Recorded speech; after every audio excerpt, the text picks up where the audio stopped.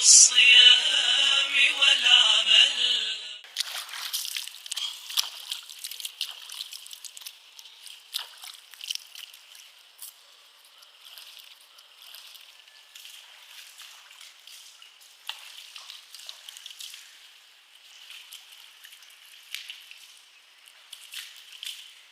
अरे सिद्दीकी क्या कर रहे हो और कैसे कर रहे हो? वुज़ू इस तरह किया जाता है? अरे कल इतने एहतिमाम से प्रिंसिपल के पास गए थे, अदब से खड़े थे, आज अल्लाह के दरबार में जाना है और इस तरह वुज़ू करेंगे? ना सुन्नत की रियायत है ना अदब की रियायत है। वुज़ू में इस चीज़ का एहसास ज़रूरी है कि आप अल्लाह के दरबार में हाजिर होने जा रहे हो, उस एतबार से वुज़ू करो। मैं आपको सिखाता हूँ कि वुज़ू किस तरह किया जाता है, सीखेंगे ना? देखिए मैं किस तरह वुज़ू करता हूँ। सबसे पहले आपको नियत करना है कि मैं वुज़ू कर रहा हूँ अल्लाह के दरबार में हाजिर होने के लिए। दिल से नियत करना काफ़ी है।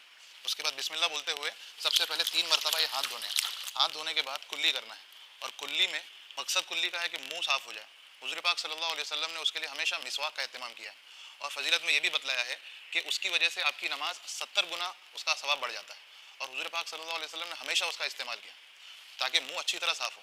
मिसवाक को पकड़ने का तरीका यह है कि आप उसको इस तरह पकड़ें और उसको घसने के टाइम पे इस तरह मलें, ऊपर नीचे ना मलें ताकि आपके मसूड़े में तकलीफ ना हो जाए, और हर मरतबा उसको धोएं। ठीक है? मिसवाक करने के लिए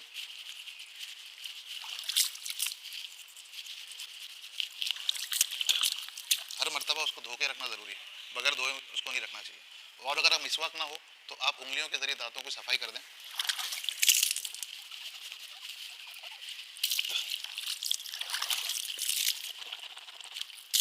कुल्ली करने में एहतमाम करें ताकि मुंह के अंदर पानी अच्छी तरह घूमे और अच्छी तरह सफाई हो। और ये 3 बार करना है।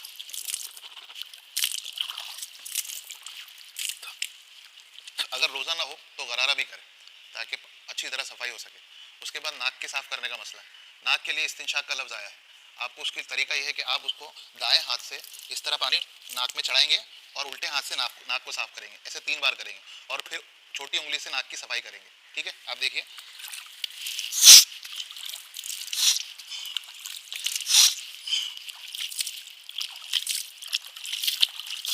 उसके बाद आपको चेहरा धोना है। चेहरा 3 मरतबा धोना है। ये बालों जहाँ आदतन यहाँ से शुरू होते हैं, यहाँ से लेकर ठोड़ी के नीचे तक, और ये कान के लौ से ये कान के लौ तक, पूरा चेहरा आपको 3 बार धोना है। ठीक है? दाढ़ी आपकी हल्की है तो जहाँ खाल नज़र आ रही है वहाँ तक पानी पहुँचाना ज़रूरी है। घनी दाढ़ी है तो ऊपर के बालों तक ही पानी पहुँचा देना उतना काफ़ी है, लेकिन उसमें भी खिलाल करना ज़रूर सुन्नत है। देखिए मैं किस तरह करता हूँ।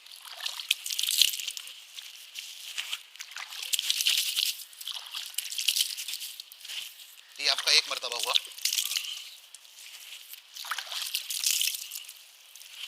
इस जगह पे जहाँ पानी कम पहुँचता है वहाँ पे पहुँचाएं, और ये कानों के पास ये जो हिस्सा है यहाँ पर पानी पहुँचाना बहुत ज़रूरी है, जो आमतौर पर रह जाता है।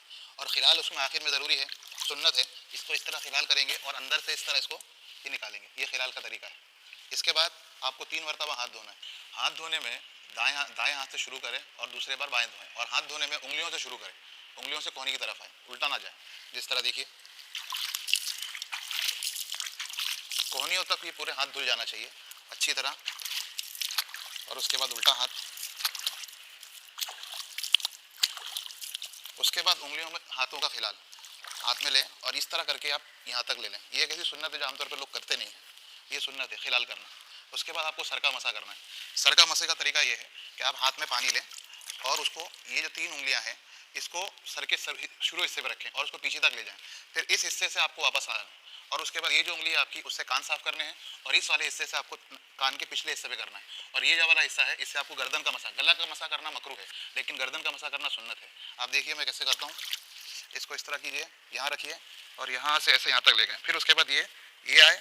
अब ये उंगली आपकी है, इससे कान का पूरा इस तरह लीजिए, इस हिस्से से ये पीछे का लीजिए, और ये जो हिस्सा बचा है उससे आप ये पीछे की गर्दन इस तरह, ये आपका मसा हो गया। पैर धोने में भी दाएं पैर को पहले धोएंगे फिर बाएं पैर को, और उसमें भी उल्टे दाएं हाथ से पानी डालेंगे और उल्टे हाथ से मलेंगे। ठीक है? और इसके अंदर गड्ढा होता है पैरों में, तो उसमें खास तौर पे वहाँ पे पानी पहुँचाना ज़रूरी है। देखिए,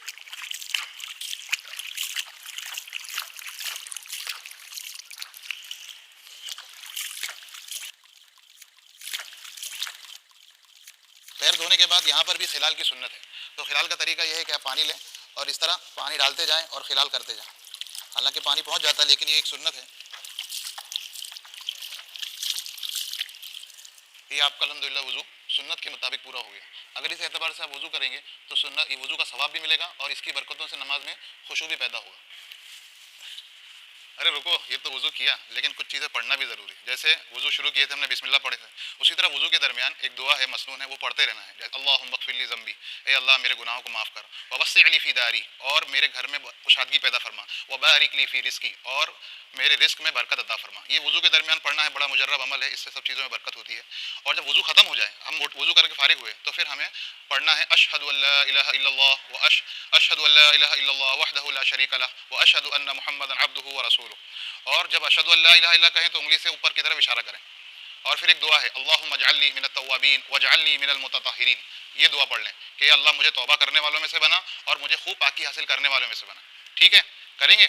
और उसके बाद एक हदीस और सुन लीजिए, वुजू करने के बाद हज़रत अबू हुरैरा फरमाते हैं कि वुजू करने के बाद अगर कोई आदमी बात ना करे और जाके बगैर मकरूह वक्त में 2 रकात नमाज पढ़ ले, तो ये उसके तमाम गुनाहों को माफ़ करा देती है।